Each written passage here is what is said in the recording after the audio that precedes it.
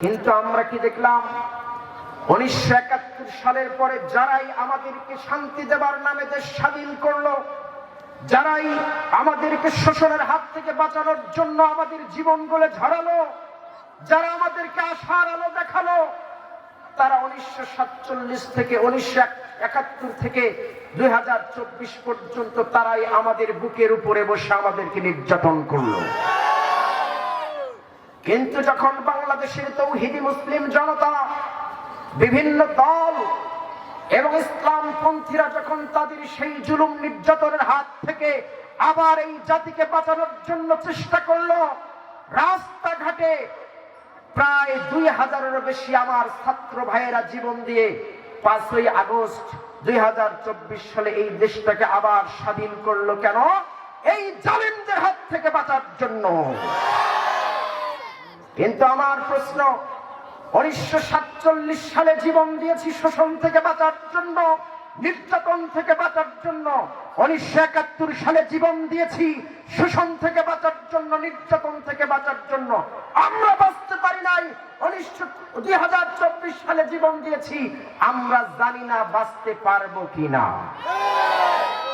প্রিয় ভাইয়ের আমার, আমি আপনাদেরকে যে মেসেজ দিতে চাই, যদি জুলুম নির্যাতনের হাত থেকে বাঁচতে চান, 47 সালে জীবন দিয়েছেন কিন্তু কোরআন প্রতিষ্ঠা করেন নাই। 71 সালে জীবন দিয়েছেন কিন্তু কোরআন প্রতিষ্ঠা করেন নাই। 2024 সালে জীবন দিয়েছি, এবার কোরআনকে প্রতিষ্ঠা করেই ছাড়বো ইনশাআল্লাহ। প্রিয় ভাইরা আমার, কোরআন যদি প্রতিষ্ঠিত না হয়, 47 আসবে চলে যাবে, 71 আসবে চলে যাবে, 24 আসবে চলে যাবে। আমাদের ভাগ্যে শান্তি, নিরাপত্তা, ন্যায় বিচার জুটবে না। তাহলে আমাদের কি প্রয়োজন? আমাদের প্রয়োজন কোরআন প্রতিষ্ঠা করা। আপনারা রাজি আছেন? আল্লাহ পাক বলছেন, এই কোরআনকে যদি প্রতিষ্ঠা করতে পারো তাহলে কি হবে? আল্লাহ রাব্বুল আলামিন বলেন, ফামান তাবিআ হুদায়া ফালা খাউফুন আলাইহিম ওয়ালা হুম ইয়াহজানুন।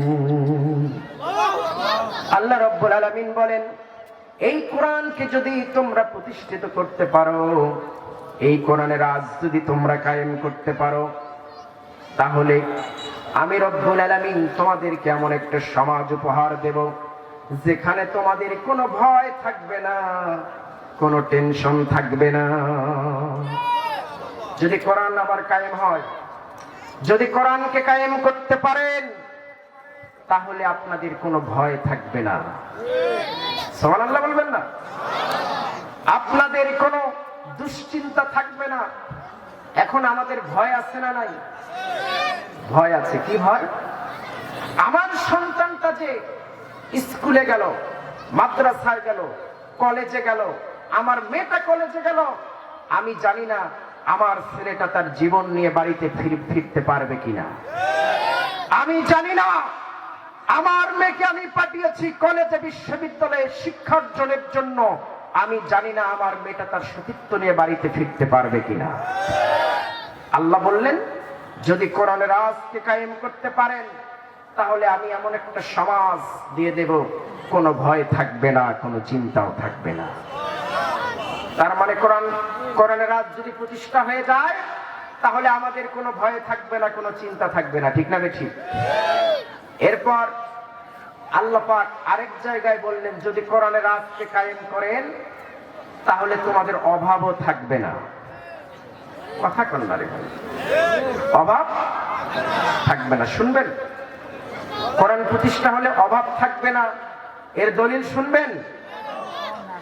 আল্লাহ পাক বলছেন, ওয়ালাউ আন্নাহুম আকামুত তাওরাতা ওয়াল ইনজিলা ওয়ামা উনজিলা ইলাইহিম মির রাব্বিহিম لآكلوا من فوقهم ومن تحت أرجلهم الله أكبر বলেন।